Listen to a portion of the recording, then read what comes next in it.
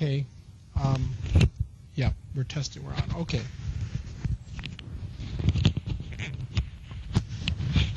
Welcome back. This is lecture number 2. And before we start today, I'm going to start with a word of prayer because, quite frankly, we're going to need it. So if you all bow your heads.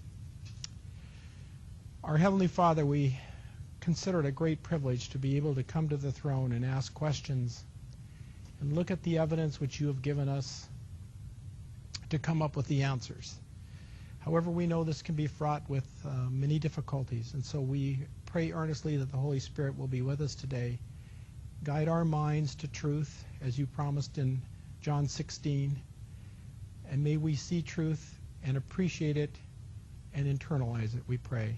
Amen. Okay, last week we set the stage, set the table, if you will. We looked at a number of Bible texts because, as I pointed out last week, science has nothing to say about sin and religion, sin and salvation. Only the Bible does. And so we had to get our parameters and our marching orders from that source. So most of last week was from the Bible, as it should have been. This week, it's going to be heavy in science, and I'm going to warn you in advance. This is the one lecture that, of all of them, might, to some of you, be too much science, and I hope that you'll just bear with me. We set the table last week in the Bible, and now we have to set the table in science.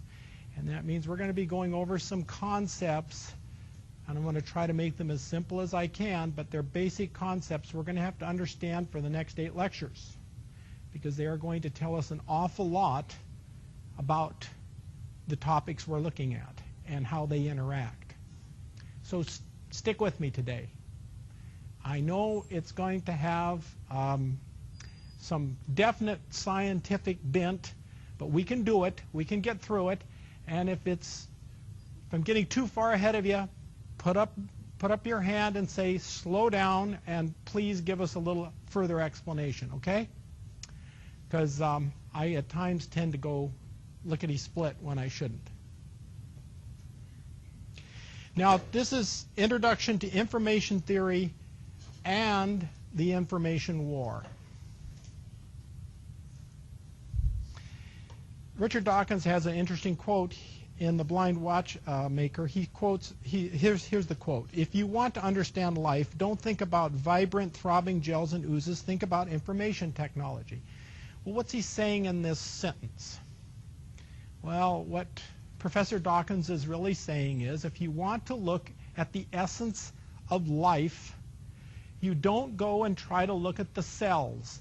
If I were to have put up here a slide of a rat neuron from the cerebral cortex and a human neuron from the human cerebral cortex, you wouldn't be able to tell the difference if I didn't tell you which was which.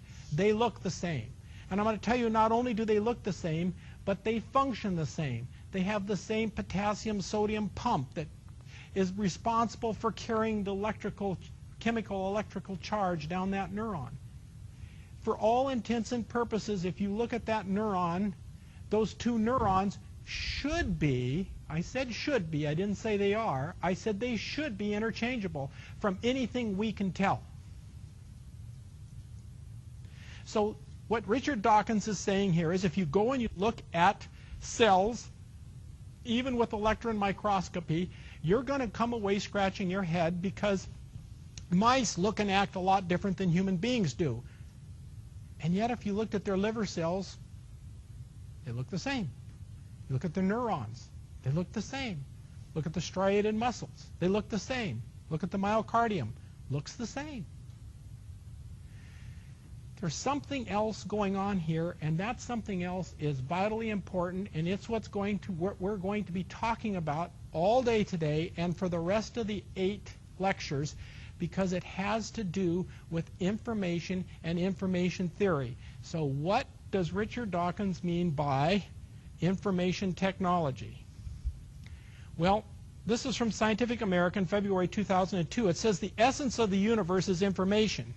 so this line of thinking goes, and the fundamental bits of information that give rise to the universe live on the Planck scale. And I'm going to define that for you here in a moment. You're going to see what we're talking about, because I want you to get a good grasp of where we're going. Information means distinction between things. I'm going to stop here for a second. If I were to ask you what information means, you'd all say, well, it means information. And if I drilled down and said, well, come on, let's be more specific, well, some of you might say, well, it tells you about things. But you'll find out very quickly you're going to run out of adjectives that tell us what this word means, because it is a word we all seem to understand in our gut, but it's hard to put into language. And what the scientists have done is they've put it into language, and not only language, but they've put it into binary code. So, back to explain, information means distinction between things, and this is an important definition, and that's why I stopped this here, because you're going to find out that Professor Leonard Susskind from Stanford University, Professor Emeritus of Physics and a Nobel Prize winner, and he happens to be the one that took on Stephen Hawking on this idea of black holes and won. So we're not talking you're just run-of-the-mill professor here. We're talking about someone who is an elite leader in the field. And he explained, I'm going to go back to the slide here, explained Leonard Susskind during a lecture at the New York University last summer. It's a very basic principle of physics that distinctions never disappear. They might get scrambled up or mixed up, but they never go away. I'm sure most of you have heard the three laws of thermodynamics having to do with heat and entropy and things of that nature. And one of those rules says that energy is never lost. Energy may change from one form to another, but in the universe there's a set amount of energy. Guess what? The same is true for information, which we haven't fully defined yet. But information is just like energy. It's never lost. And some people argue it does in black holes. We're not going to go there because there's pretty good evidence that that information is stored at the event horizon of the black hole as the particles go in. So information is not lost. Now what I'm going to do now is I want to show you the size of a Planck scale. Because if I came up here and told you that a Planck scale is on 10 to the minus 35 meters, you would just sort of look at me with, so? And I want to get across to you what level we are going to be talking on, because guess what? I'm going to suggest to you in 3 lectures that this is the level that the Holy Spirit works on. So we need to get an idea. So just relax and watch. This is rather quick. It's going to take you from the Planck scale out to the universe and back. So just watch carefully as we go.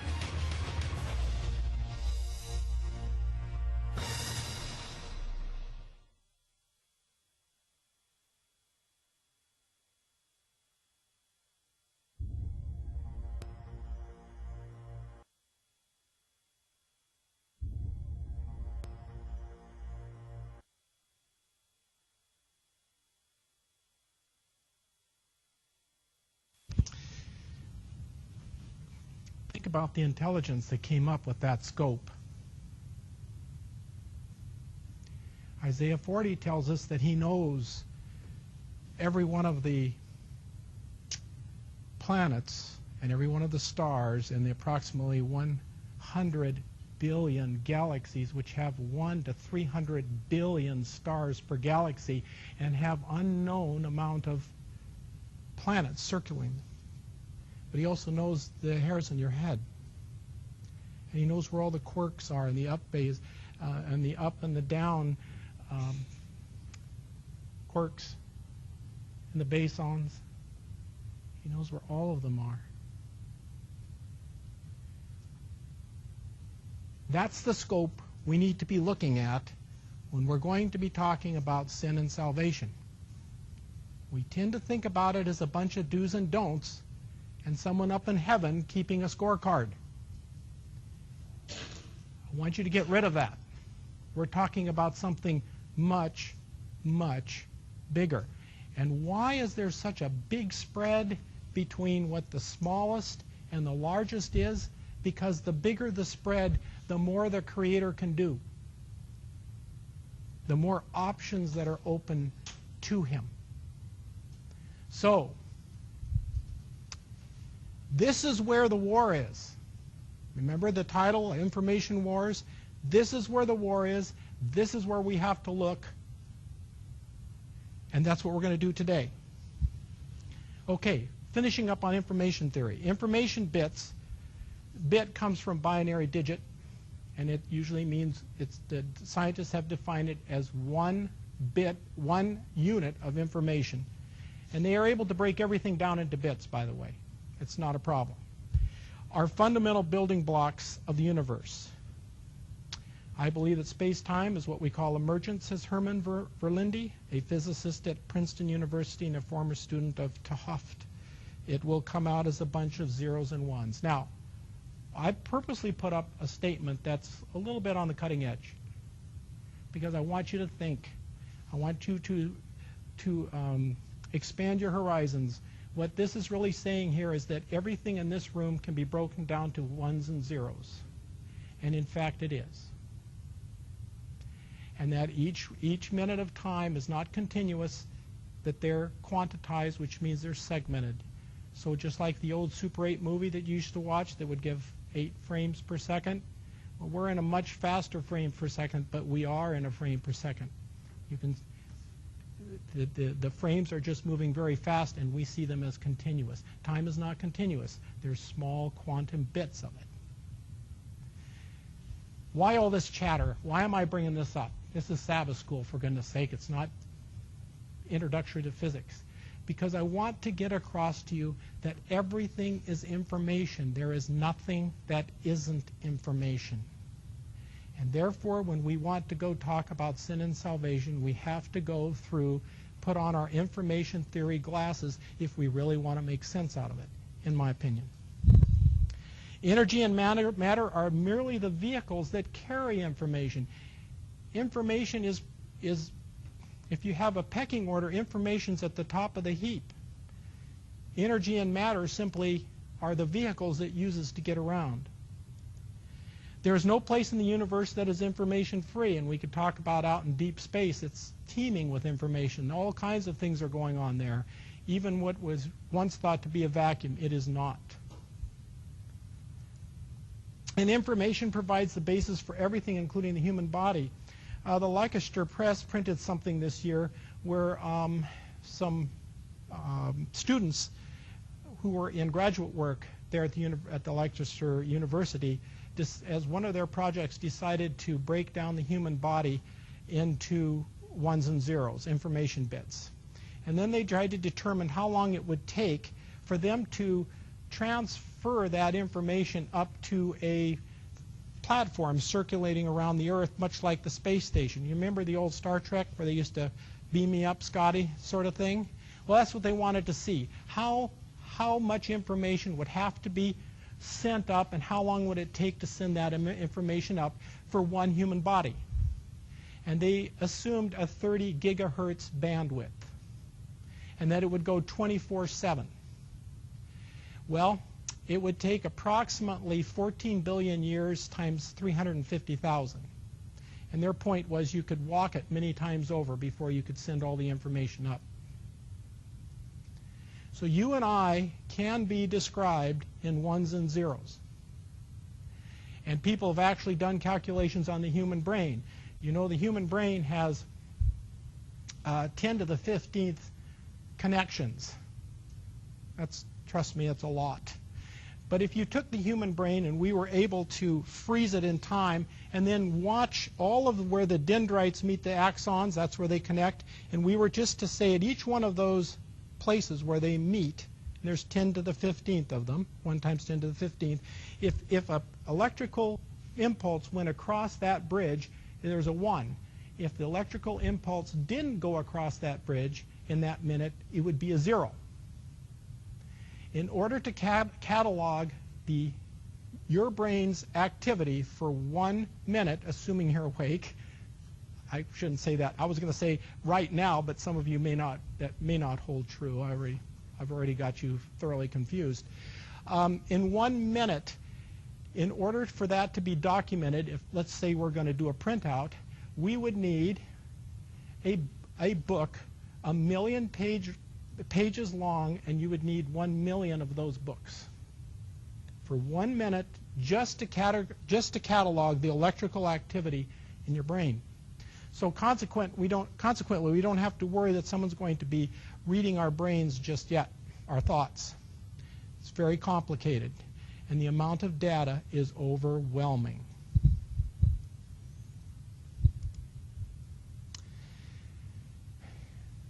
I've tried to give you a big scope of information theory, but now I'm going to have to get someone else to help me give it to you in a way that I think is much more understandable. And so I have a short video here, and I think this will give you a working definition of information. We're almost through with this. We're going to get on to genetics here in a moment. But I think it would be very helpful if we take a quick look at this.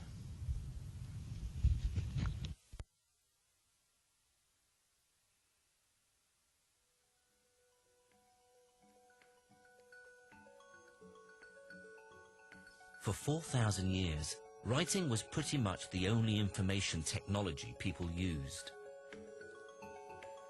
But in the 19th century, during the Great Industrial Revolution, things would begin to change. In the maelstrom of ideas and inventions, a series of seemingly unconnected technologies would emerge that all began to hint at the immense power of information. These technologies would all come from very practical, very untheoretical origins. But they would start to reveal that information was a much deeper and more powerful concept than anyone had realized. One of the first of a new breed of information technologies would be developed in the French city of Lyon at the end of the 18th century.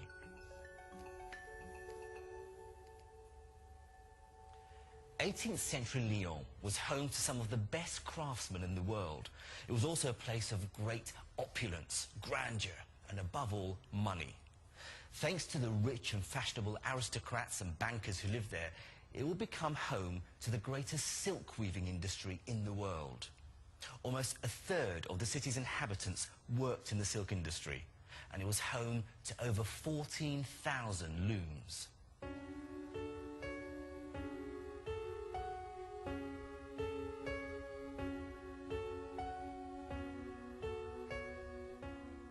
This is brocade, the material that made Lyon famous. It's a beautiful and intricately woven fabric that, as you might imagine, is incredibly labor-intensive to produce. A two-man team working flat out for a day could at best produce about an inch of this amazing stuff.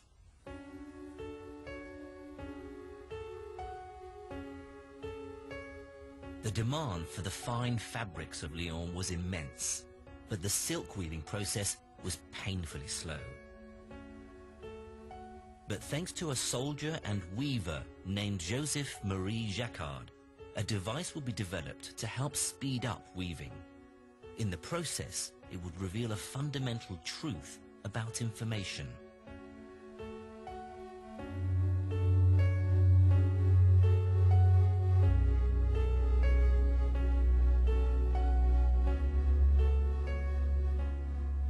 Building on the work of a number of others, in 1804, Jacquard patented his invention. At the time, the loom was the most complex mechanism ever built by humankind.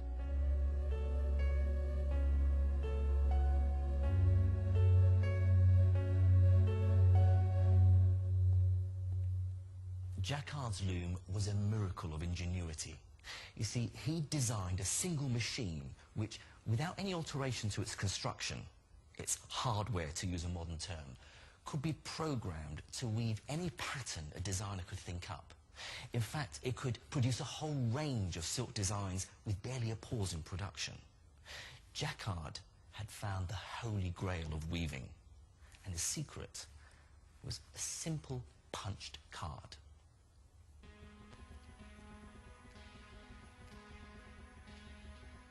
The punched card held within it the essence of the designs that the loom would weave.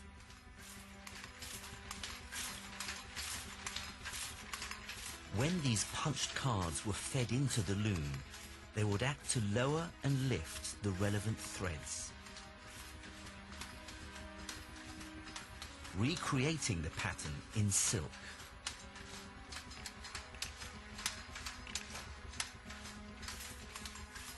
Any design you could think of could be broken down and translated into a series of punch cards and could then be woven by the loom.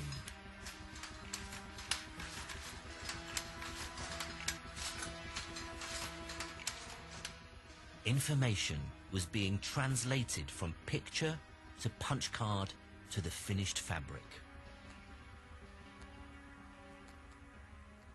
It is a machine for weaving textiles, that's its task. But there is nothing specific about what textile it should weave. That is contained in the information which is encoded on the cards. So if you like, the cards program it, that is to say, instruct it what to do. And this has huge resonances for what came later. Jacquard's loom revolutionized the silk industry, but at its heart was something deeper, something more universal than its industrial origins and its ability to speed up weaving. The loom revealed the power of abstracting information. It showed that you can take the essence of something, extract the vital information, and represent it in another form.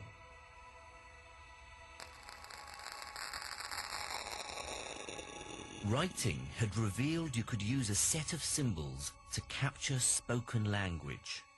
Now, Jacquard had shown that with just two symbols, a hole or a blank space, it was possible to capture the information in any picture imaginable.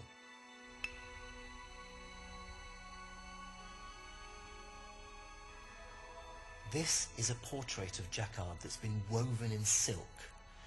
It's spectacularly detailed with hundreds of thousands of stitches, and yet all the information you need to capture this lifelike image can be stored in a series of punched cards, 24,000 of them to be precise.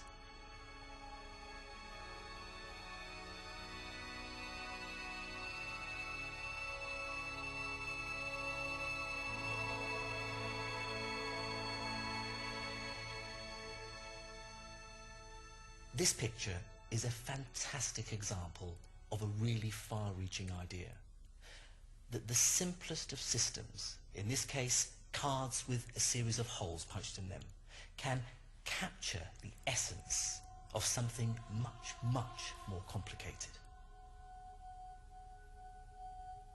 If 24,000 punch cards could create an image like this, what would happen if you had 24 million? Or 24 trillion cards?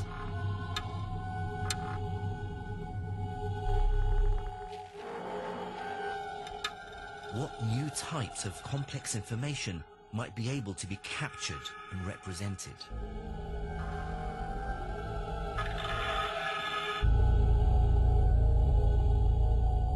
Jacquard had stumbled on an incredibly deep and far-reaching idea.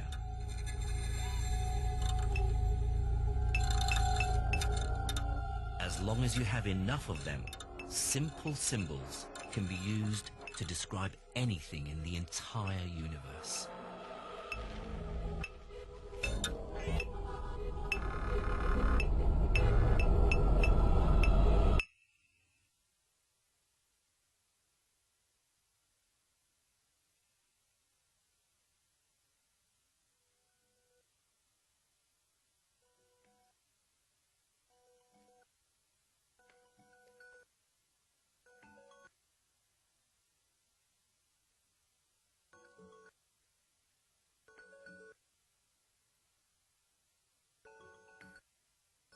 For 4,000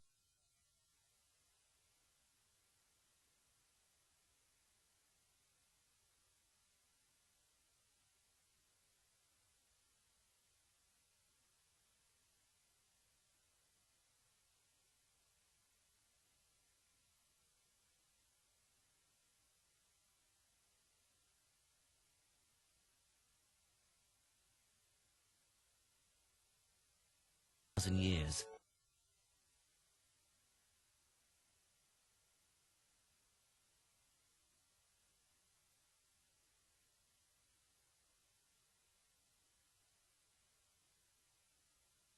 writing was pretty much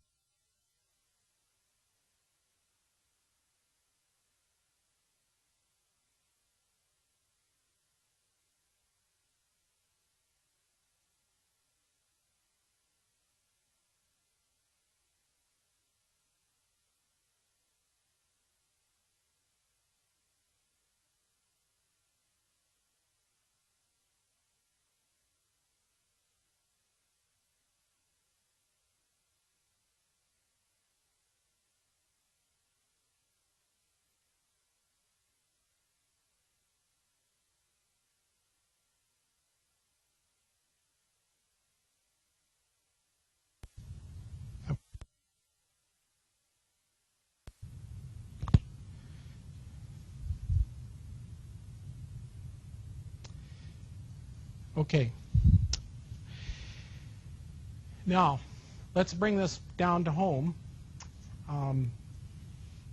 When I was growing up, I thought that if I fell down and I scraped myself and I lost some skin in the process, that part of me was gone. And every time I did that, irrespective, you might ask the question, why didn't I realize that things healed and looked the same? But at the time, I thought that what had happened was I had irretrievably lost part of myself. But the truth of the matter is, if you think you're made up of matter and that what is you is yours, you're sorely mistaken, because every single atom in your body is exchanges out every 7 years. So 7 years ago, if we were to label the atoms that were in your body, and we were to check to see if they're still there today, we would find 0. And you say, well, how can that be? I'm still me. I remember 7 years ago. I remember everything that's happened since then. Well, you might say, well, I know the answer to that. Yes, everything in my bones and muscles and things like that exchanges out, but not my brain. Actually, your brain is one of the biggest offenders. Every neuron during its lifespan will exchange out all of its molecules 10,000 times. So if you assume that your neuron's going to live 80 years, that's changing out about every 3 to 4 days. All of them gone. New ones there. So how do you stay you, and how do I stay me?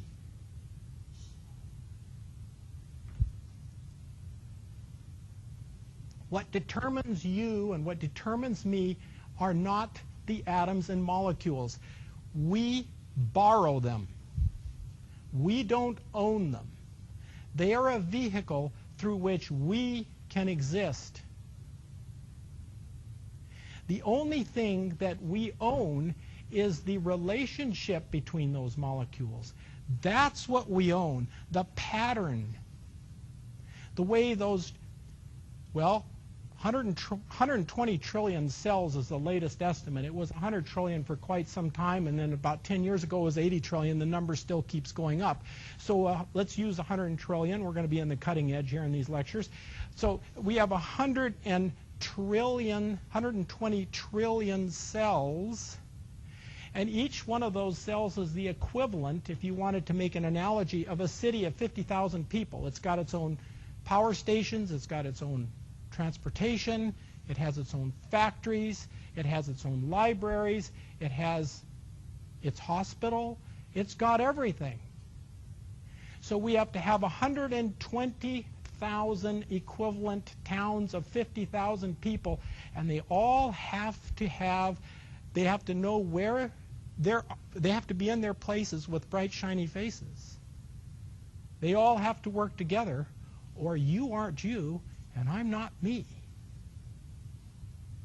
What keeps them in order? How do they do that?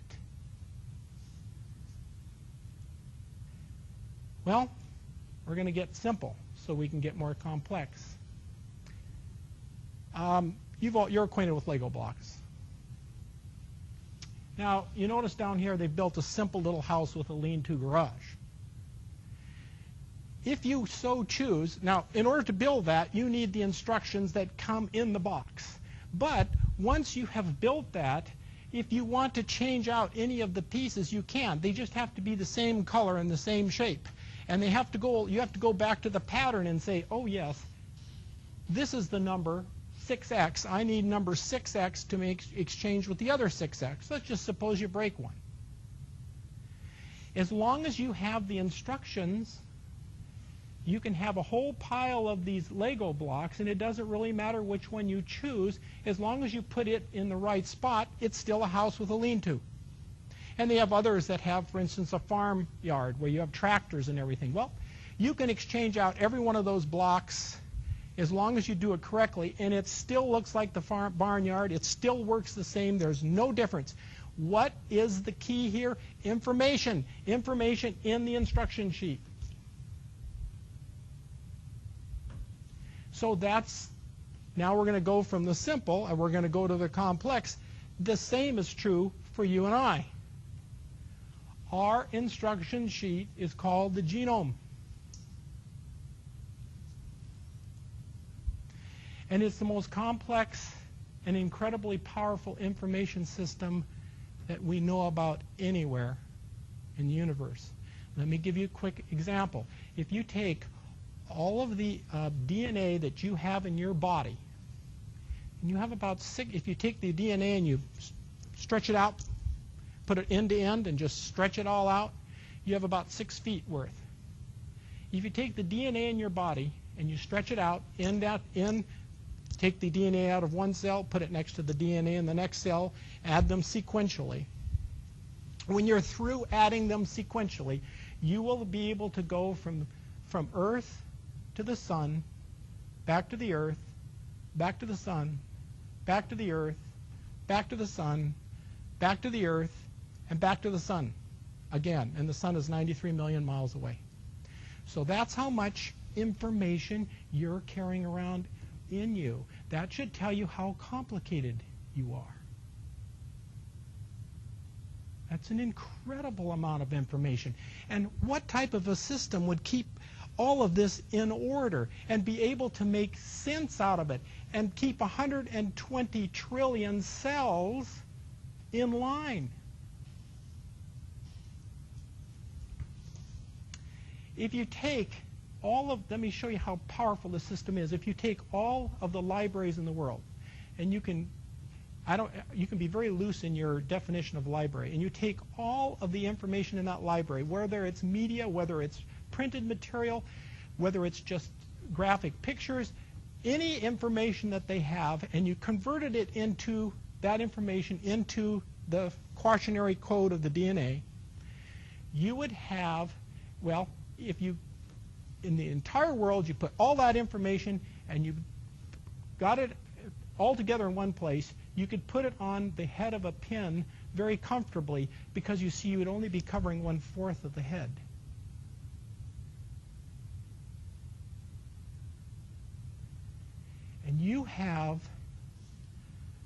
that's nothing. You have enough to go to the sun back 7 times one direction.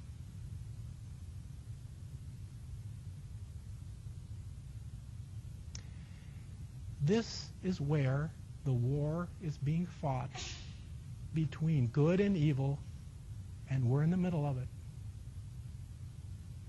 And I know some of you are saying, why are you saying there's a war? I don't see anyone dying in the streets. I don't see bullets flying. I don't see limbs being blown off, unfortunately, like there is in Syria. But Syria is a war on top of a war. Just like information systems can be stacked one on top of another. This is a war on top of a war. If you don't think we're in a war, go visit a hospital. Go visit an extended care facility where they're locking people up who have Alzheimer's disease. Go to a graveyard. There are casualties every day. Multiple casualties. People are losing their limbs. They're losing their eyesight. They're losing their mind. You've just gotten used to it. You've just decided that that's the way things normally are. They aren't normally that way. The Bible makes it very clear. This is an aberration. We're in a war. And the strange thing is, most people don't seem to be very concerned about it. And here's the truth. Only 2 people that I know of have ever escaped this war alive, Enoch and Elijah. Everyone else succumbs to it. Everyone else dies in the end because of this war. Don't you think it's incumbent upon us to find out a little bit about it? Because guess what? We do have a part to play on how this war ends. And I'm going to suggest, well, I'm going to boldly declare to you, here's our description of the war. Here's how it's being played out. Here's our statement of reality that we need to look at, because if this war is taking place at the level of the playing scale, let's say up to 10 angstroms, we have no way of finding out about how this war is going on unless somebody tells us.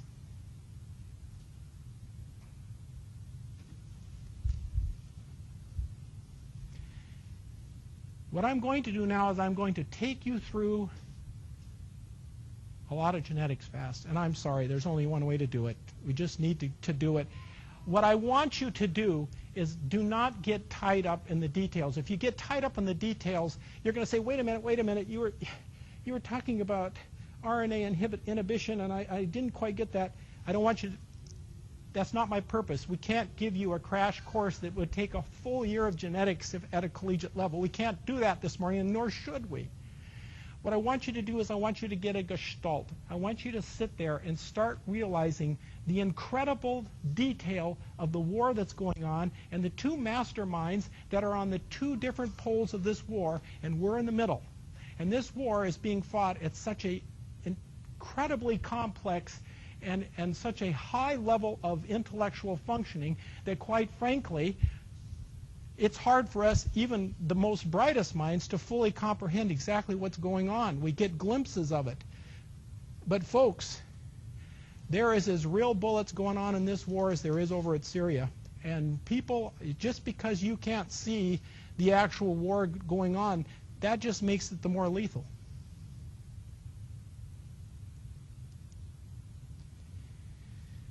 We have to go to the Bible again. It's our only source to tell us about sin and salvation. Science can tell us nothing. I'll keep reiterating that. Why is by one man sin entered into the world, and death by sin, and so death passed on all men, for that all have sinned? And we haven't defined sin yet. We'll do that next week. We're going to break it down, just like information theory. We're going to define it, something we can use, and it's portable. We can move it around. So wait till next week on that one. But what is the Bible saying here? It says, nevertheless, death reigned from Adam to Moses, even over them that had not sinned after the similitude of Adam's transgression. Who is the figure of him that was to come? What Paul is saying here in the second Romans 5:14 is that whatever Adam and Eve did, it affected all humanity thereafter, even though they didn't do that. Something happened in the garden that was monumental. It was gargantuan. It wasn't simply, I don't want you to eat some of this fruit, but you can eat some of that fruit. And this is, I'm trying to test to see if you're really going to do what I tell you.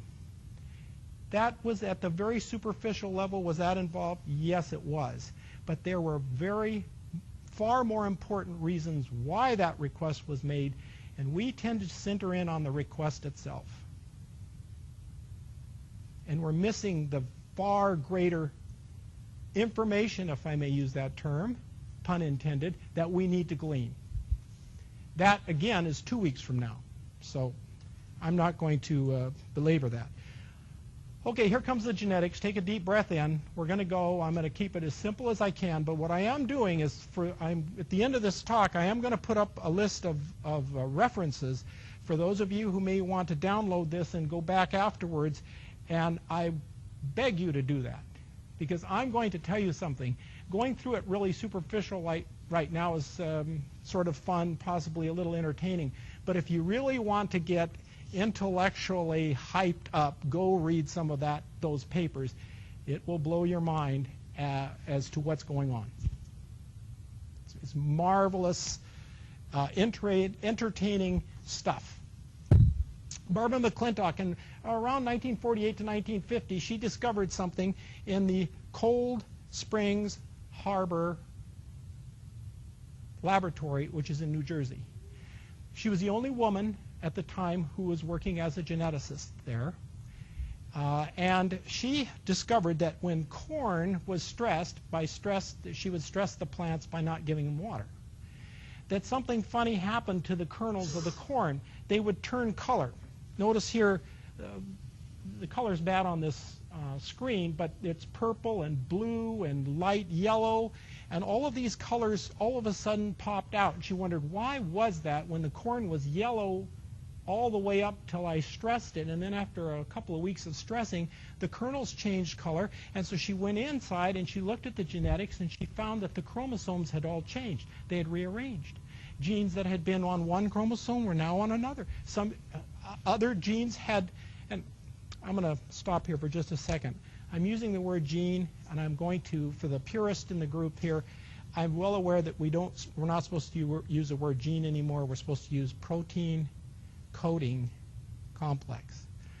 I'm well aware of that, but I think it's going to be easier for you if I just use the word gene. And the reason is there really isn't. The old concept of a Mendelian gene is now kaput, gone. It's no longer accepted in genetics. It was a good idea while it lasted, just like Newtonian physics got us to general relativity, and I'm guessing general relativity or quantum mechanics is going to have to give between the two of them, so we're going to probably end up with yet another general theory if time goes on. So I'm using the word gene here, but I'm giving you the disclaimer. I'm well aware that I'm using outdated terms. So she looked at these, and she found that the genes had moved around. And she found that genes that hadn't, areas that hadn't been transcribed, that means expressed, before, were now being expressed, and she wondered what in the world was going on. And the more research she did, the more she realized that actually DNA was jumping from one chromosome to another, and she called them controlling elements. She was way ahead of her time, because when she showed it to her male colleagues, they said, oh, that's junk DNA, or they called it jumping DNA, and they called it silent DNA. And she goes, no, I think it's controlling elements. And they said, go back to the back desk, and don't worry your pretty little head about these things. We've got this now. We know what we're doing. Well, she got a Nobel Prize in 1983 because she persisted, and she had discovered upon, in my opinion, one of the biggest discoveries in genetics ever.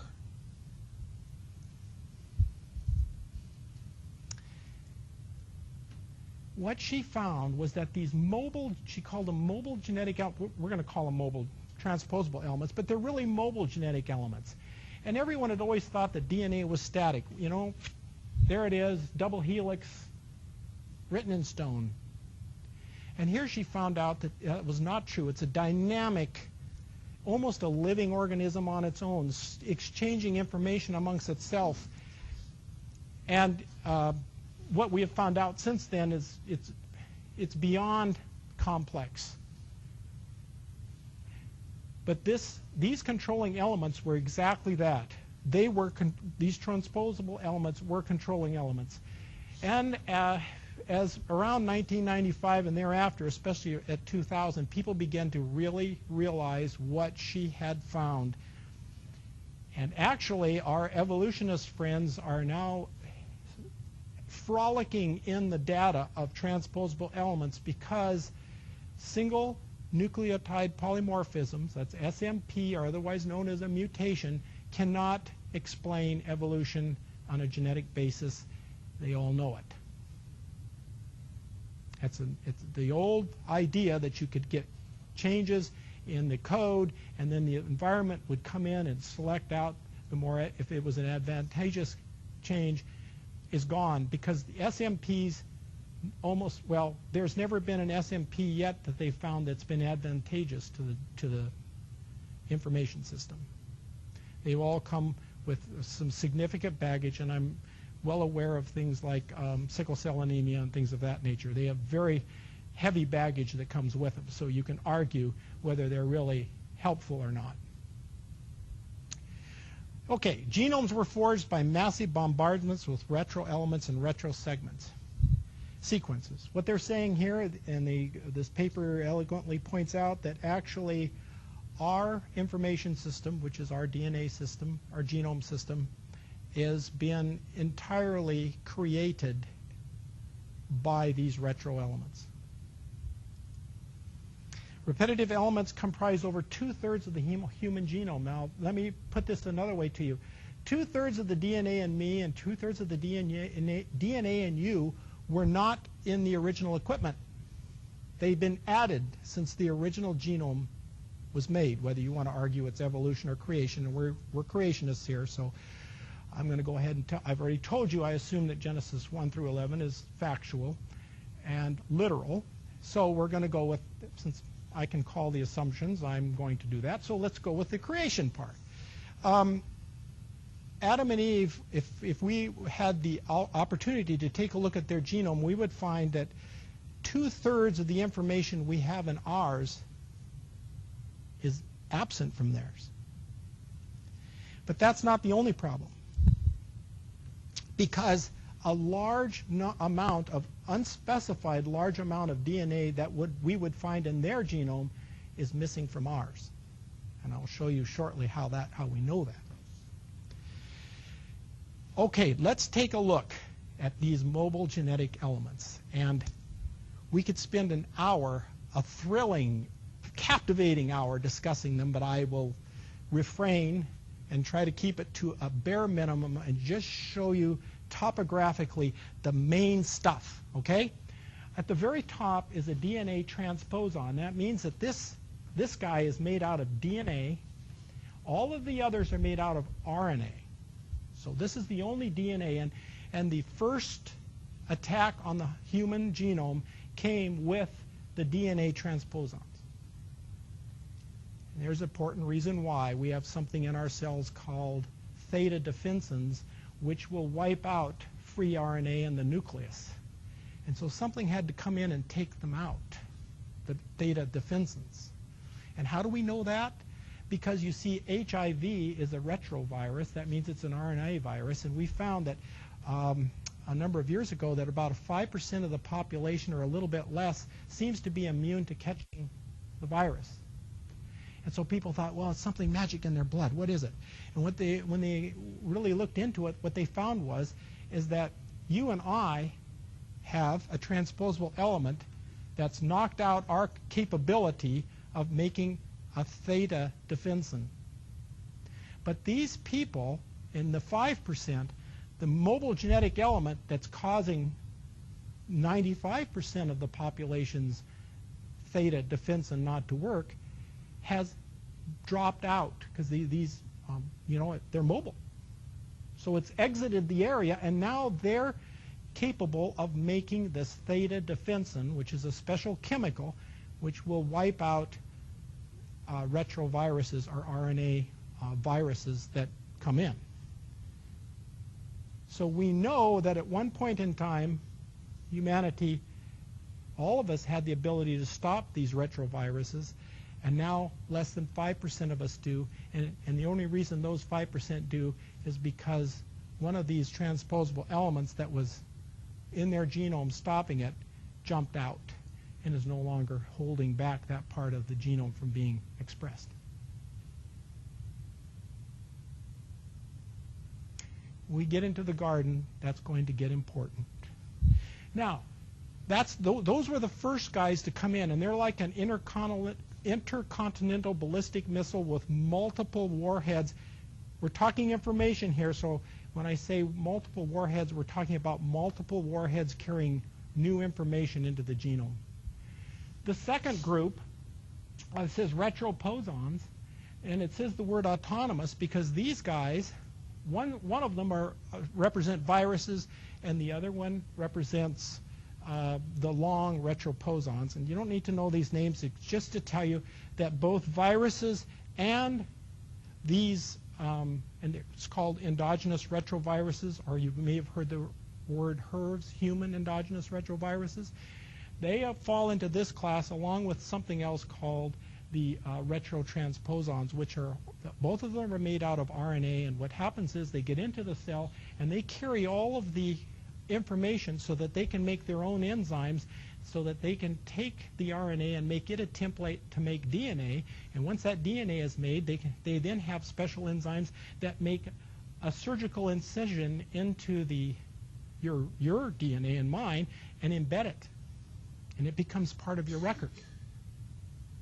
Now the top guys, when they came in, they're called cut and paste. They would come in and they would put themselves into part of the genome and they'd knock out a section of the genome and it's lost. So that's right there is our first evidence that we know that we lost DNA, because we know how these guys work and we've got a lot of them in our DNA. So wherever they are, they've displaced information that used to be there. These retroposons, they do copy and paste. So what happens is they can be one area in in chromosome, say 10, and it can be copied, and multiple copies can go out, and they can jump over to chromosome 21, chromosome 11, chromosome 2. And that's what they do. They move around. The body tries to find out where they are and tries, we're going to find out in a minute, tries to eliminate them, and these guys keep moving. They keep moving.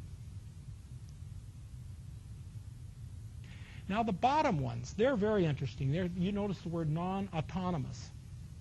They don't carry the enzyme, the information for the enzymes that they need to do this very ingenious way of taking over, of placing themselves into the cell's DNA. They use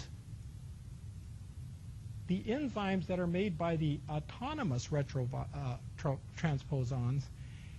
They use those because somehow teleologically speaking, they already know that those enzymes are there. They're already being made by their earlier buddies, and all they have to do is, now they're a much smaller, more accurate weapon. The middle group here is much like if you have a stealth bomber and you come in and it's got laser guided bombs. The last group down here, these are cruise missiles. They go specifically to certain genes. They can go through the 3 billion base pairs and they can find exactly the protein coding area that they're looking for. That's how sharp and how well they are honed to go do what they have to do. And then when they get there, they change the information. Now here's a quandary I want you to think about, because the scientists have been thinking about it for some time and they don't have an answer.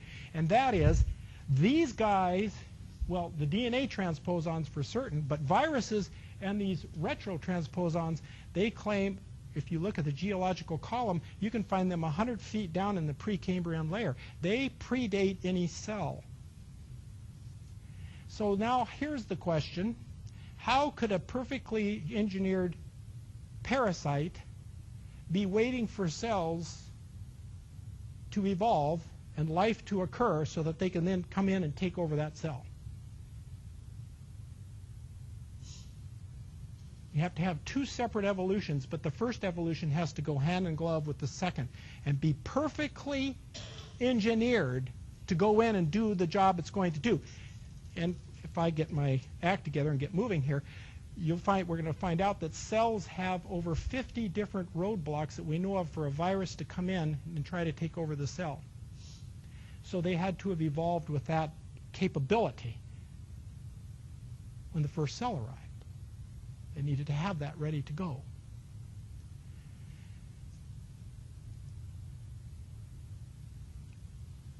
Fitness cost. Line 1, those were the retrotransposons, the autonomous ones. They're long, they're many, many base pairs long. This is from Stanford. It's an NIH-sponsored piece of research. It says, in conclusion, our results indicate this FLTA1 is a line-1 retroposon. That's its family's name, and then these guys are, there's over 400 different families and counting, and they've got a tree of life, if you will, for these retroposons, because they branch out and there's so many different ones and they do so many different things. We also found that FLTA1 elements have become more deleterious as the expansion of the TA1 family proceeded. Understanding what makes these transposable elements deleterious and how they affect fitness requires a greater understanding of how these genomic parasites, their word, not mine, affect the human genome. In any event, because these retroposons, amplification is ongoing. That means they are increasing in number. They are trying to take over your genome, and eventually they will, and you'll die. That's how we know I'm going to die and you're going to die, unless something big happens in the fairly near future. There's no getting around this. They are going to win. You cannot beat it. In any event, the amplification is ongoing. It seems likely that the genetic fitness of present humans continues to be reduced. It's another way of saying these guys are dragging humanity down.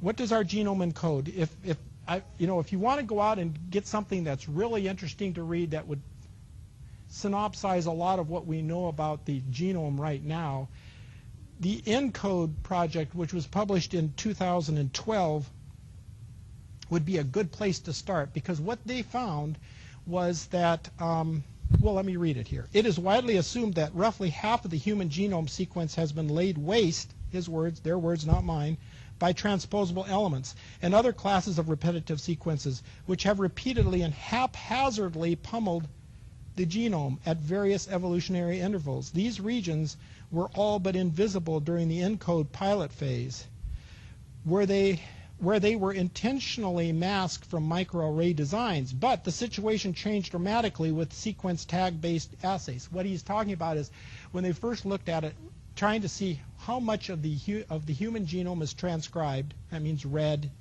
and taken out to the cell as information. They missed all of this stuff. When they changed and they went to another technique to look at it, bam, there it was. It was like looking in invisible light and then looking with an infrared camera. All of a sudden, something you didn't see before now is readily there. Even modest lengths have potential to align uniquely with over 85% of the genome sequence, and thus to annotate a majority of transposable elements. So what they're saying here is, actually, these transposable elements, these additions, these guys that have come along and invaded your information system and set up housekeeping, may be as much as 85% of your DNA.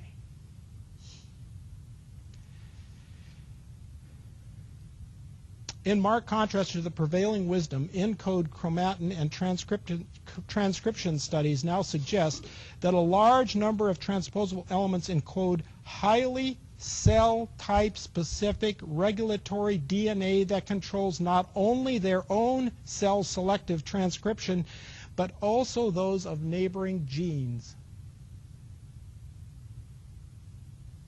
Far from an evolutionary dustbin, transposable elements appear to be active and lively members of the genomic regulatory community, deserving of the same level of scrutiny applied to other genetic regulatory features.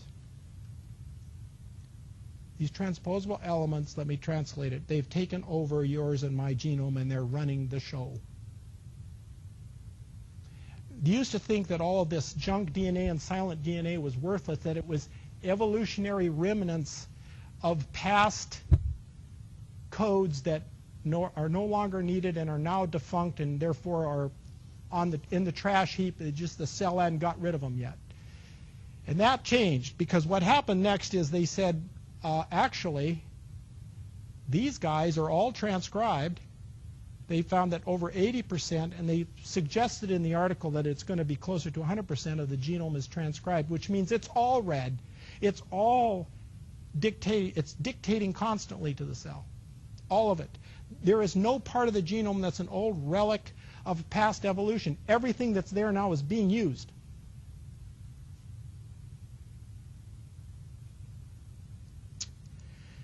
I just wanted to read one other, this is from proceedings from the National Academy of Sciences. It says, by constantly challenging the integrity of our genome, the product of line, remember lines -1, that's what they're referring to, they're called long interspersed nuclear elements, retrotransposition create a tremendous amount of ongoing genomic fluidity and instability. That's not good. If you're looking for a compliment there, don't. All of it's bad. Thereby durably putting the human genome in the line of fire.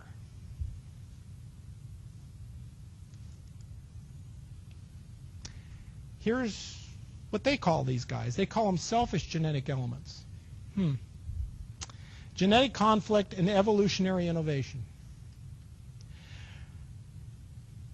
This is from, I think it's from, it's 2011. Rapidly growing evidence emerging from genomics and advances in genetics indicate that selfish genetic elements are important motors for evolutionary change and innovation. Several general principles have reoccurred in the discussion above, and I will briefly revisit these themes here. The first is that selfish genetic elements lead to antagonistic coevolution. Fancy term.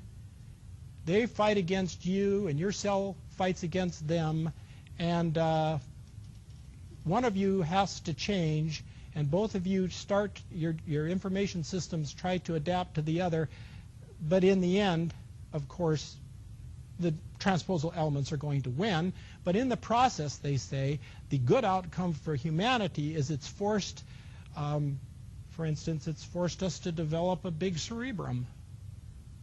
Because you see, we were trying to outfox them, and anyway, the idea is that this is the new motor for evolution. This is the new driving force that they are now looking at. The old mutations is dead and gone. Important features of eukaryote genomes: DNA methylation, RNA inhibition, small RNA regulatory pathways, and restrictive modification systems have evolved, at least in part, as defense mechanisms against selfish genetic elements. I like the way, this is a Balaam moment. I love the way this guy is called them by their true term, because what they do is they come in and at the expense of the cell, they start multiplying. And they start shutting down things in the cell they don't like. And they start trying to accrue more and more mass numbers, and eventually they do win. The hard part is that the bad part is they end up killing their host in the process. But their job is to do one thing: take over your information system. And Jesus knew their thoughts and said unto them, every kingdom divided against itself is brought to desolation, and every city or house divided against itself shall not stand. Evolutionists are trying to say, well, this was good conflict because it forced new life forms, which then the environment was able to select. I disagree. I think that Christ is right.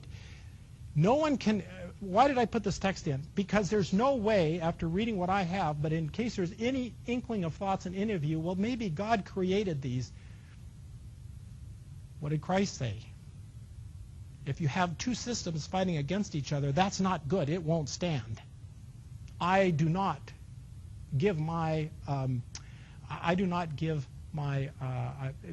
find that a positive thing.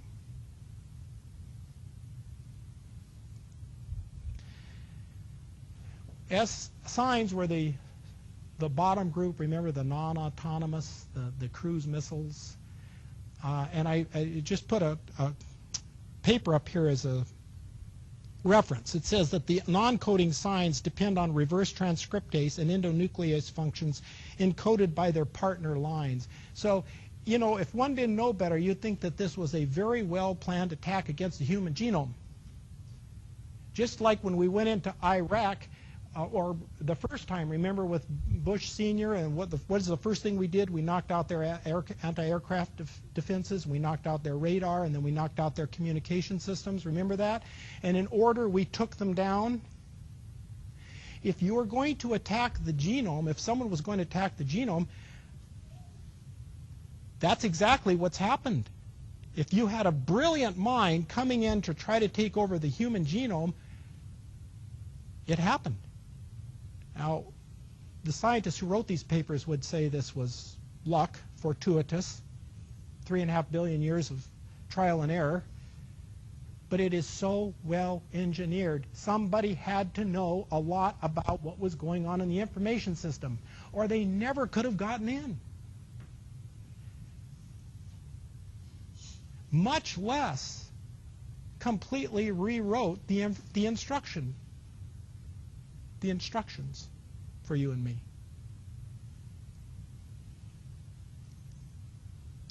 This is from Craig Vintner. He's the guy that, along with Francis Collins, were credited with mapping the human genome. I think it was in 2003 they came out with this, and they made a big joint statement that they had mapped the human genome. In reality, we're finding out that the first maps were hastily brought to press.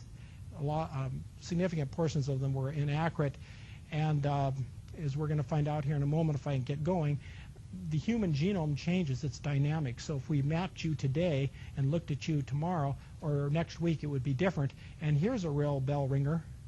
Oh wait, that's next week. I'm going to save that for next week. I'll just give you a hint.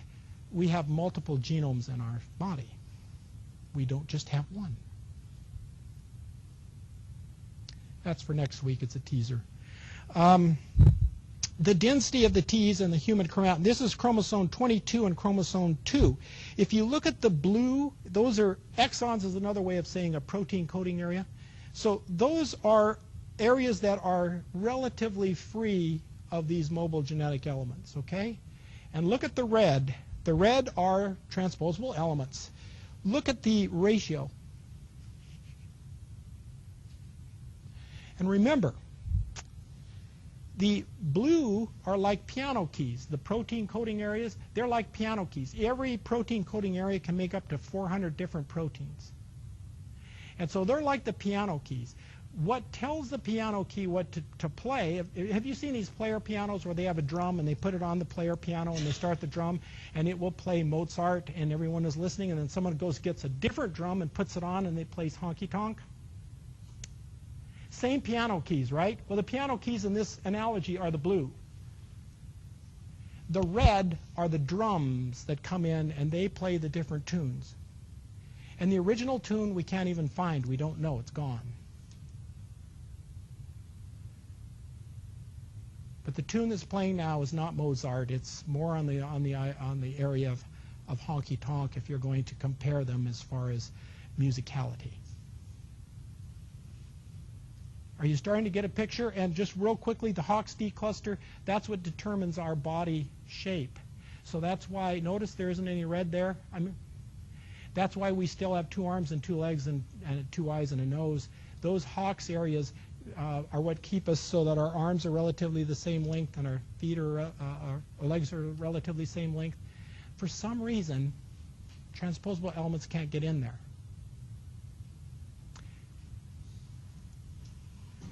Real quickly, pseudogenes. What are pseudogenes? They're about 1.5% of your genome, and my genome codes for protein, and that's an ongoing thing. About 8% of our genome is genes that were probably once there, but have been coming in, transposable elements have come in and ravaged them. They've rewritten them, they've moved them around, they've made copy number variation, they've made multiple copies of the same gene, which ends up to be a major cause of a lot of diseases, genetic diseases. I'm not going to take the time now to talk about. We're going to talk about diseases more next week. Look at how many pseudogenes there are. They outnumber the real genes, the original equipment, by at least 4 to 1. And we don't know exactly what all these guys originally did. We just know that they have been so changed by transposable elements that many of them don't work anymore.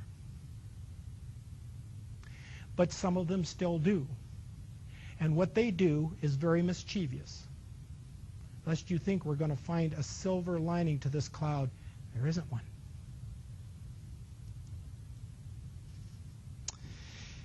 All careful studies of mutagenesis find statistically significant non-random patterns of change. What this is saying is these guys have been programmed. If you didn't know better, you'd think they were programmed, because 80% of the transposable elements are lined up around protein coding areas that code for protein for the central nervous system. And if you do this by chance, in other words, they said, well, I know what happened. It was just like a shotgun blast of shrapnel at our genome, and it should be in a statistical Gaussian curve about where all of this stuff goes. It's not. 80%. There's no curve here at all. 80% goes around areas that code for the hardware in our brain.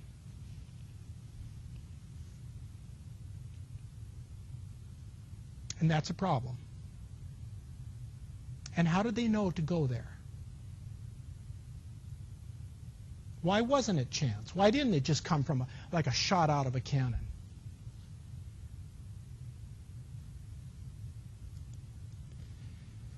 Transposable elements are found in a large number of human protein coding genes. I'm not going to spend a lot of time here, but you know the meager 1.5% that we still have that we're counting on to keep us going, a significant number of those have been invaded. In the middle of the gene, it's called an intron. And what they have done is they've told that gene, the messenger RNA that comes off of it, they have coded it so that it will go do different things than originally planned by that protein coding sequence. So not to worry, we have a 1.5%. Well, it's not really 1.5%. Are you starting to get the picture? We've been hijacked. Big time.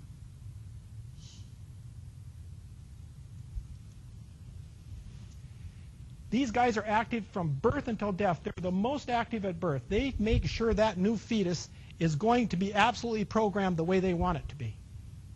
They are wildly active. And part of the reason they're wildly active is because that baby is making new cells as fast as it can, and during that replicative mitosis part of things is when these guys can get out and romp and play. If they could play unrestricted, we'd be dead. The fetus would never get past, wouldn't even get past a blastocele.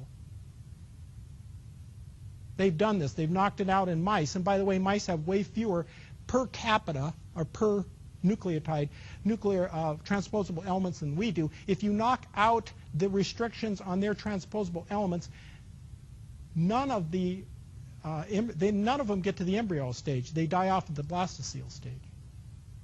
These guys are lethal.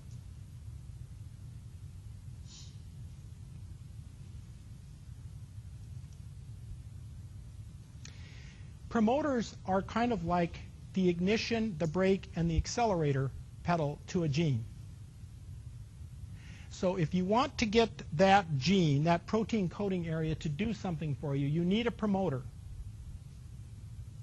And the gas pedal means you're going to make more copies. Brake means you're going to make fewer copies. And the ignition means you're going to turn the gene on. Or you're going to turn the gene off with the ignition. Well, guess what? In this paper, which was in 2009, 75% of human genes use alternate promoters, and those promoters have come in with transposable elements. If you own the promoter, you own the gene. And and time has got me, and I knew it would. I just wanted to point out I'm just going to glaze over this. You can see this, the top of this paper here. It says the gross deletions involving, and it gives you a number of transposable elements. There's been a lot of deletion from the genome that Adam and Eve would have had to what we have. We don't know how much, and we don't know what was lost. But without a doubt, there is a marked difference in capabilities between the two, and obviously they have them and we don't.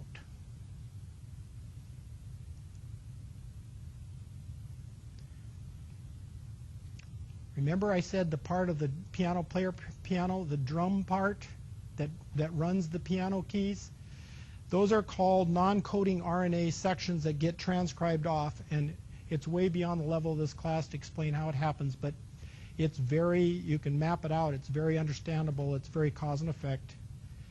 And what you'll find out is that transposable elements are the major contributors to the origin, diversification, and regulation of vertebrate long-coding RNAs, which means, again, I'm coming every which way in on this subject to tell you that what is determining what is being transcribed off of your DNA, by and large, was added.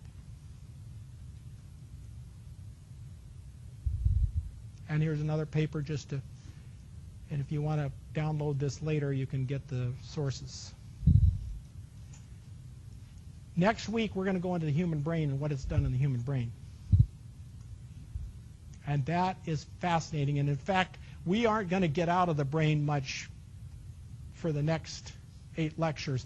And that includes when Christ comes and what he does. And that includes when we talk about especially what happened on the cross. And it also will include lecture 10, which is what happens to those who turn God down on his gracious offer of salvation.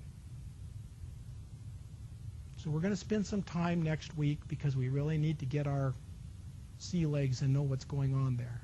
I told you 80% of these transposable elements go around the protein, the coding areas for the brain. So wouldn't you assume, therefore, that they probably have their biggest influence there also? It just seems to be common sense, and in fact, that's true.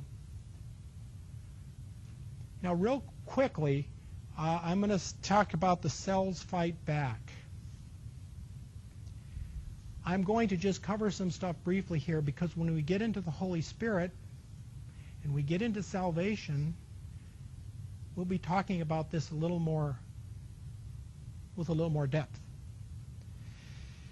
Transposable elements are major components of the intergenetic regions of the genome. However, transposable element transposition has the potential to threaten the reproductive fitness of the organism. Therefore, organisms have evolved specialized molecular systems to sense and repress the expression of the transposable elements, to stop them from jumping to other genomic loci. Emerging evidence suggests that Argonaute proteins play a critical role in this process in collaboration with 2 types of cellular small RNAs, Pee-wee interacting RNAs and of the germline, and endogenous small interfering RNAs, endo-silencing RNAs of the soma, both which are transcribed from TEs themselves. Real briefly, somehow the body, in your nucleus, you have systems that can go up, and when these transposable elements are exposed, when the cell is dividing in mitosis, the transposable elements quickly put out messenger RNA, because that messenger RNA is going to do a lot of mischievous things we'll talk about next week.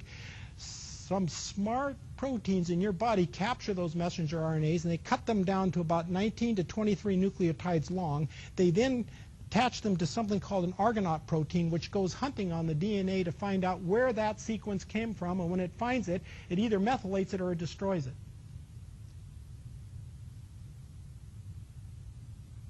You start getting the idea about the war, the information war that's going on here. This is just the first salvo.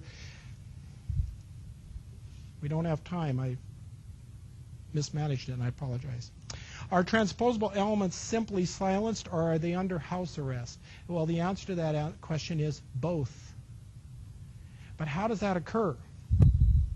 Retroposons is a major source of epigenetic variation in the mammalian genome. Now, we haven't even started talking about epigenetics, and epigenetics is, we could do 10 lectures on that. Easy. Let me just try to boil this down real briefly for you.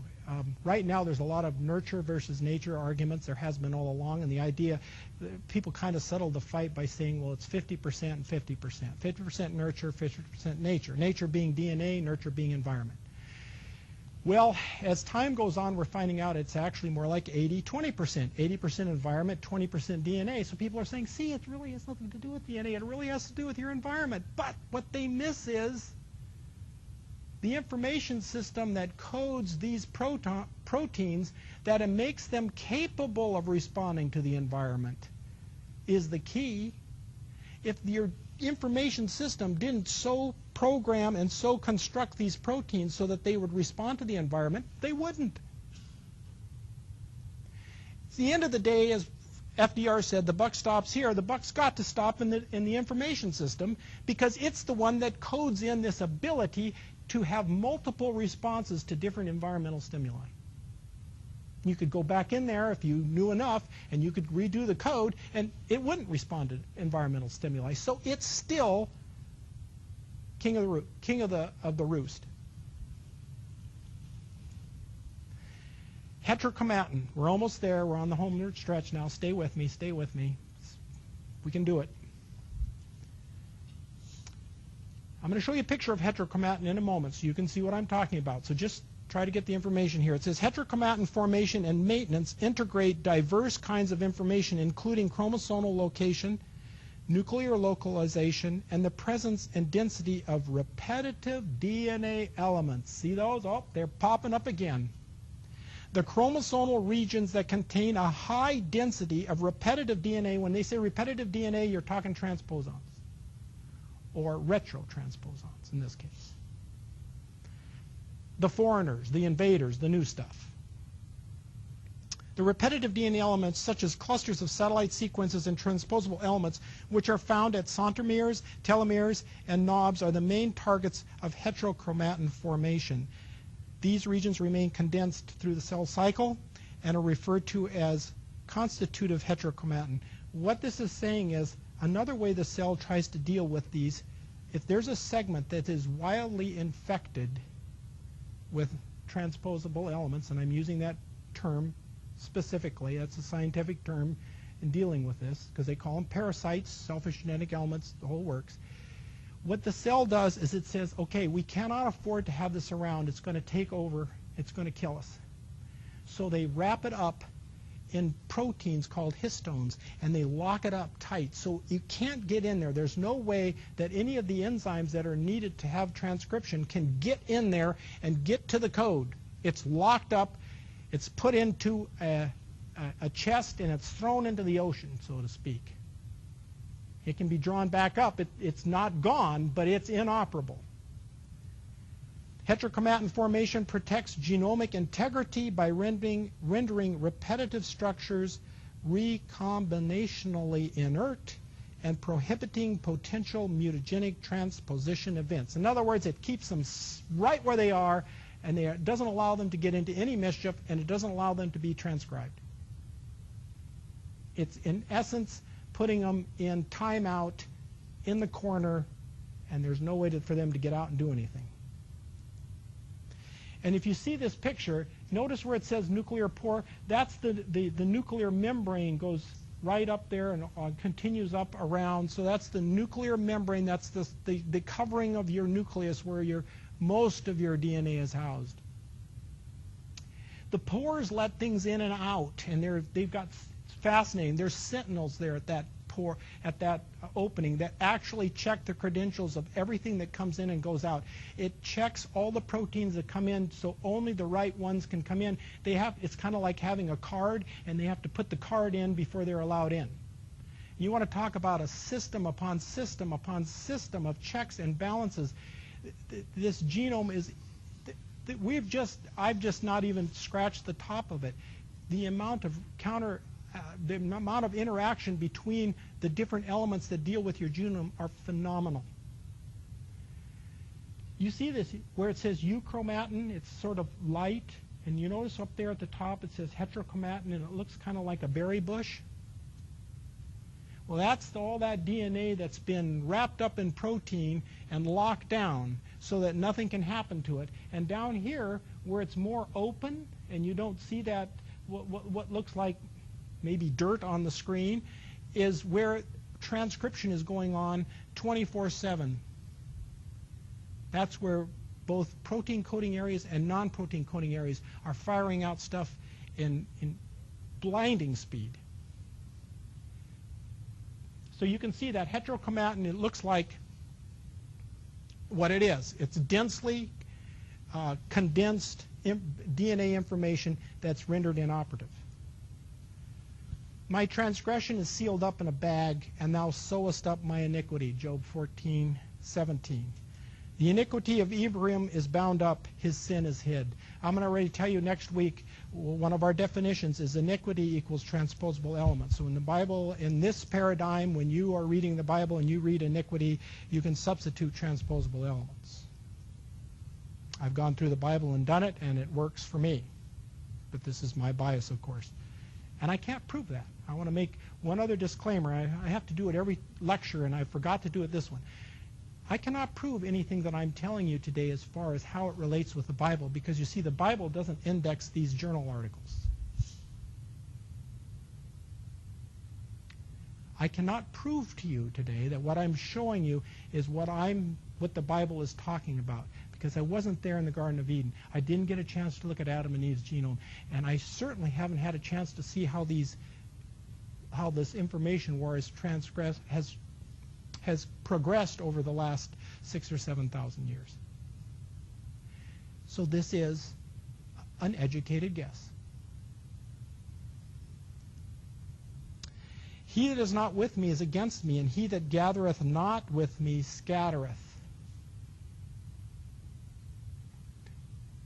I probably don't have to tell you that the mobile genetic elements don't like being all bound up in the heterochromatin, and they do everything they can to get out. I'm sure that came as a shock to you. And that's one part of the war, is trying to keep them locked up and them trying to get out. And I'm just going to throw in this paradigm that I'm presenting to you, we have the keys as to whether they get out or not. That's where we come into this. But that's down 3 lectures, so let's move on. Almost there. Genomic imprinting, the emergence of an epigenetic pattern. Okay, if you take what they found out is, scientists, is when they looked at these heterochromatin, what they found was that this was not wildly variable between the cells within a single individual. And they began to realize that there was certain genetic information that was present, and it so happened to be that they found it in the fathers, but that is present, we think it's in the female line too, that determines where this stuff is and how it's to be bound up so that the new offspring aren't overwhelmed by it. And therefore, there's a select pattern. The cell somehow, teleologically speaking, knows. The parents, in other words, the parents pass on to the offspring the knowledge of that they've got to lock up this section of DNA. There's many sections of DNA. Otherwise, the offspring wouldn't know. But somehow this information comes through, and it comes through the woman's egg, and we're going to be talking about when we get to what happened in the garden and the quote-unquote curses that came afterwards. Really, they're just talking straight genetics, in my opinion. But what happens is these patterns of making heterochromatin are inherited. And they're inherited for approximately 4 to 5 generations. So if you get a real bad infection, that's the male up there, the square is a male and you have the red dot, you get that male, and let's just for argument's sake, because you know what I'm sure you know where this paradigm is going. I've already told you that you can determine what gets released and what doesn't to a large degree. You're doing something that's working with the enemy. You're going to get more mobile genetic elements. They're going to start multiplying. And maybe some of them are going to be let out of their time out in the corner. This could become dangerous to the life of the individual. But more importantly, it could become very dangerous to their offspring. But what they find is the first level of offspring, you don't see any symptoms. I should back up. The father makes heterochromatin out of the area where all of this was transpiring. He binds it up. His system binds it up so that it will not destroy him. He passes that information unaltered onto his children, and they're able to bind it up too. But thereafter, even though the information is passed on to the further children, that binding up now starts to have a cost, because you see, good, I'm going to use the quotes around good DNA is also bound up with the bad. The body can't differentiate and say, okay, we're just going to bind up here, we're going to leave this part, and then we're going to bind up here. It just starts and goes from A to Z all the way down that infected area, and it locks it all up and sends it away to the heap. And the trouble is, good, I'm using again, teleologically speaking, good DNA is covered up, and therefore it can end up as a disease, or it can end up as an anxiety syndrome, or it could end up on a number of other areas, and I'm just throwing these out as examples. I don't have a paper that proves either one of those, but I do have other circumstantial evidence that we're going to get to in the next 2 weeks that would imply that that happens. Because you understand, science is not thinking along the lines that we are, so they're not going to do experiments just for us. At the end of 4 generations, this sequestering, this information that's passed on how to make this heterochromatin disappears. Don't know why. It's gone. And so my thinking is, and I have not been able to find any papers to back this up, but the transposable elements are highly mutagenic, meaning they can be they can undergo mutation very easily. And so after 5 generations, most of these guys have already had enough mutations that they aren't going to be effective anymore.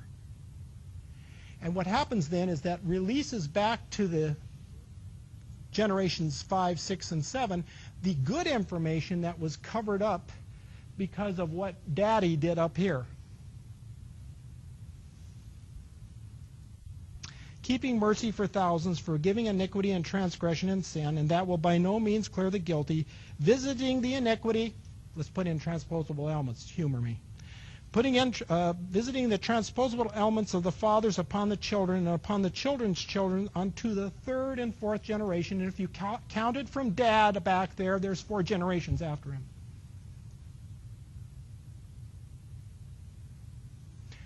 I can't prove that that's what the Bible is talking about. But it just seems to fit.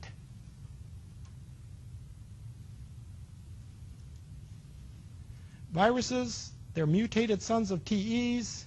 The big thing to know with them is viruses carry around enzymes and code that you find nowhere else in any other living organisms anywhere. And they're called hallmark genes because they have proteins. The proteins that they make do very bad things for your cell. So there would be no reason for your cell to code from them. But then the major question comes, where did those guys get those genes from? If it's not found anywhere in any of God's creation, how did they get there? And how were they there before the first living cell came on the scene?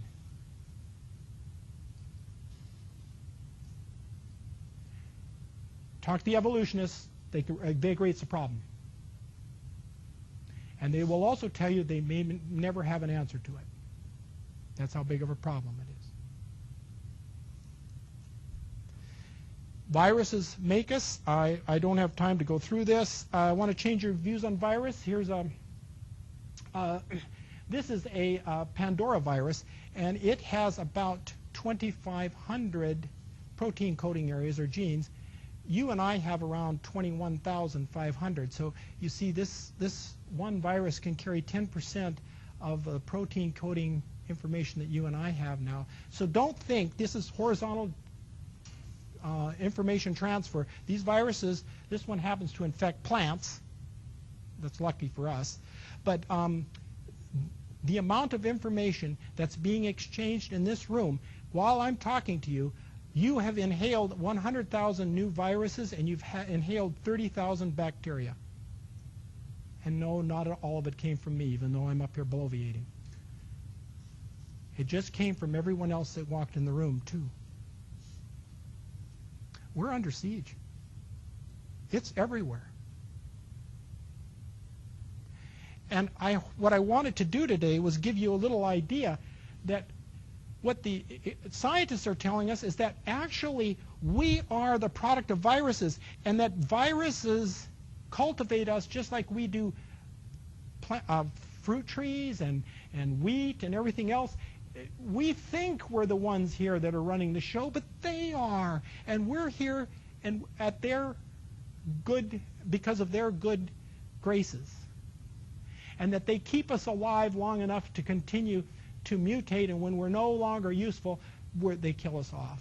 There's actually that proposal out there because there is so much of the information in our biome is of this type that it dwarfs the amount that isn't.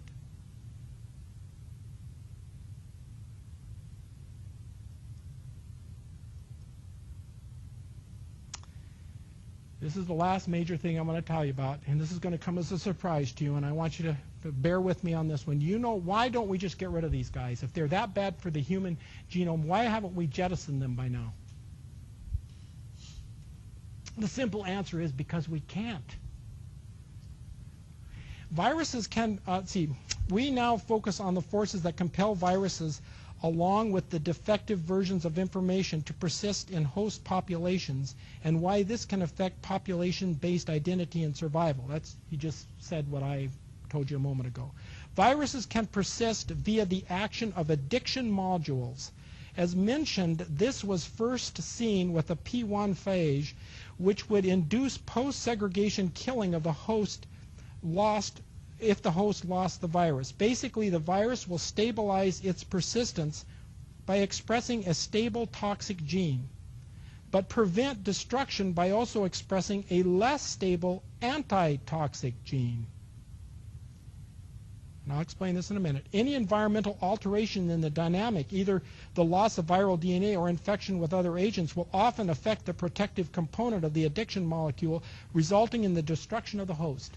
What these viruses have done is they've come in and they've set up, they brought in the information to make a protein that's lethal to your cell. But the reason when that protein is expressed, it doesn't kill off the cell, is they also have another protein coding area that makes an antidote to the first protein. So it comes in and it locks in on the first protein and keeps it from acting. Now, if you come in and you say the cell finds a way to get rid of this virus, what happens is, without the virus there constantly telling the protector protein to make the protector protein, it won't. And that then leaves the lethal poison that was made with the first gene free to act.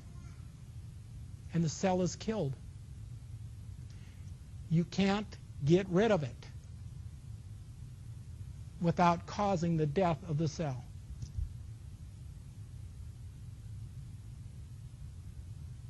This is a real war.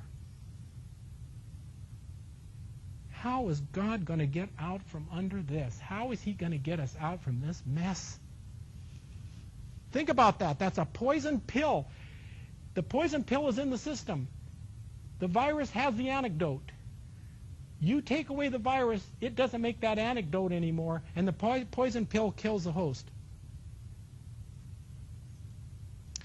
They shall see thee narrowly. They shall narrowly look upon thee and consider thee, saying, Is this the man that made the earth to tremble, that did shake kingdoms, that made the world as a wilderness, and destroyed the cities thereof, that opened not the house of his prisoners? I just described to you a prison situation. And he didn't code in any way for you to get an eye to get out.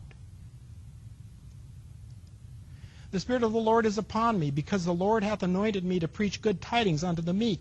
He hath sent me to bind up the brokenhearted, to proclaim liberty to the captives, and the opening of the prison to them that are bound.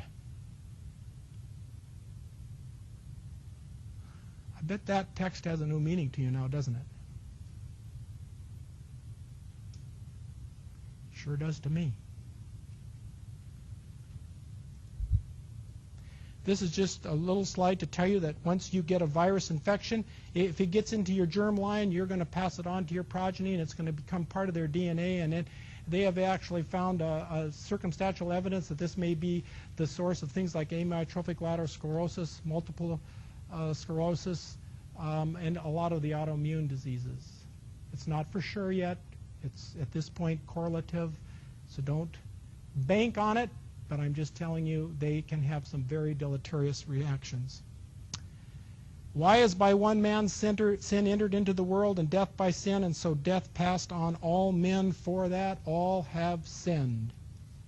Nevertheless, death reigned from Adam to Moses, even over them that had not sinned, after the multitude of Adam's transgression, who was the figure of what was to come. I'm not going to go into genetic engineering, just to tell you, we use the transposons now to do all of our genetic engineering. You can actually order them commercially, and you can order specific ones to knock out specific genes in specific mammals. They're that accurate.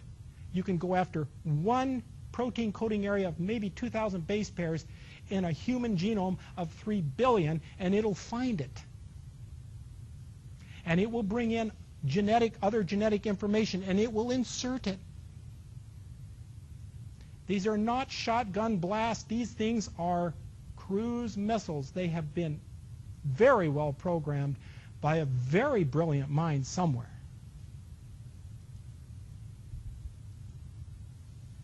Recapitulating. How do Ts affect the genome? They hijack it in a number of ways. They make duplicate copies. They stop or start certain genes' transcriptions. They initiate nonsense transcription, cause breakage in chromosomes. That's a big one. Move genes and non-coding base pairs to other areas of the genome, and or cause them to be deleted altogether. Flip genes, insert themselves. That's how you get pseudogenes. Remember, we talked about those earlier. And they hijack control of the genes totally. And I'm putting this paper up for those of you who want to get references for all of this. There they are. You can go home and download them and see it and for yourself. Here's the results. This is what we're talking about next week. Just do a quick mental check. Are these the things you'd kind of expect when you say the word sin to be causing? Or am I missing the boat here? Because that's what these guys do. This is my last 2 slides. Another parable he put forth to them, saying, the kingdom of heaven is like a man who sowed good seed in his field. But while men slept, his enemy came and sowed tares among the wheat, and went his way. But when the grain had sprouted and produced a crop, then the tares also appeared. So the servants of the owner came and said to him, Sir, did you not sow good seed in the field? How then does it have tares? He said to them, An enemy has done this. The servant said to him, Do you want us to then go and gather them up? But he said, No, lest while you gather up the tares, you root up also the wheat with them.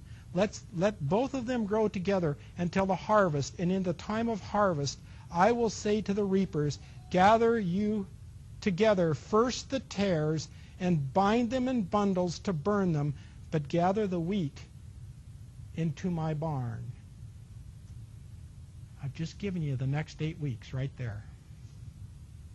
Each one of those sentences is pregnant with, I believe, genomic information.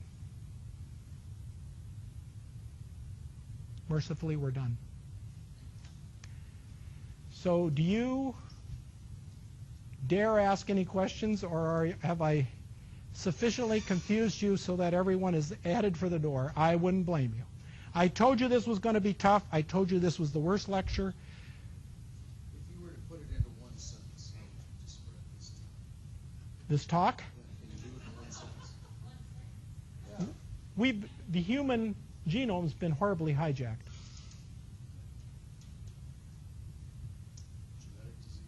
Genetic disease. Genetic disease. For those of your colleagues that study this continuously and see the immensity of this information, how do they come to the conclusion that some intelligent source? Now I'm going to say this for the mic. How do other people who see this information not come up with a conclusion that this was unlikely to have occurred by chance? Is that doing it fair? Go ahead. I think they don't have the right guidebook. You're floundering unless you have a guidebook to help explain. Sadly, some of our church seems to think there isn't an adversary, although Christ says there is. But when you understand this battle that's going on in the cell with the proper guidebook guiding you, everything makes perfect sense. So that's why I think they're floundering with this. Does that make sense? Once you've started down the evolutionary path, I said this last week, I'll probably say it every week, so forgive me. I don't think evolution would have taken off if Darwin had come around today with the idea, because people would have said there's no way with all of this intricate information processing in a cell that just couldn't have happened.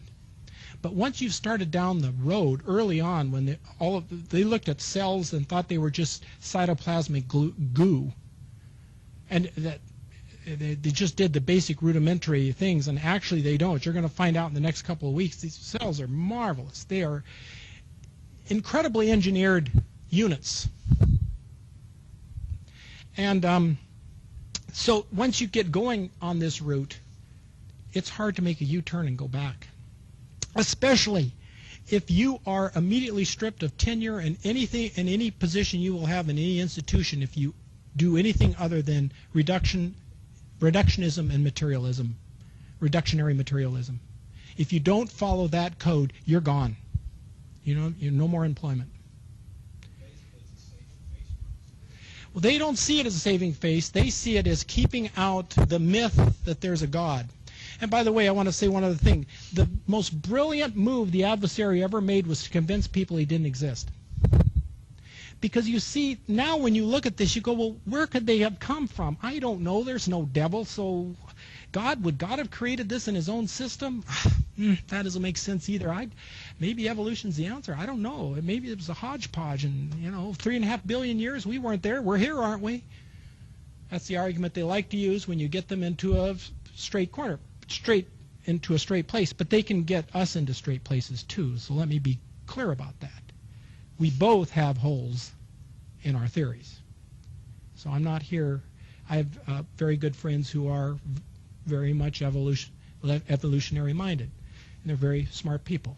So I'm in no way denigrating them.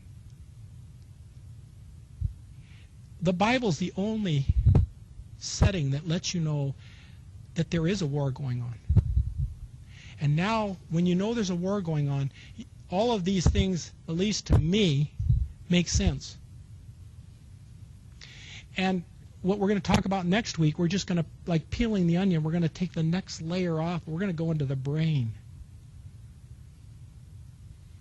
And you're going to be surprised with what we find. I certainly was. And then we have to go into what it's done to the biome. That's the 4th week. And then the 5th week is what is God going to do about it? So first 5 lectures is what went wrong. The last 5 lectures are how is it fixed. And as horrifically complex and absolutely malignant in design as you've just seen a brief overview today, God's answer is just magnitudes more brilliant. Absolutely, in a chess game, he has pulled off the incredible moves. And if you weren't thankful before, come and hear what these have got to say. You're going to say, this is incredible what he did. I can't believe he did this. What a brilliant move. Who would have ever thought?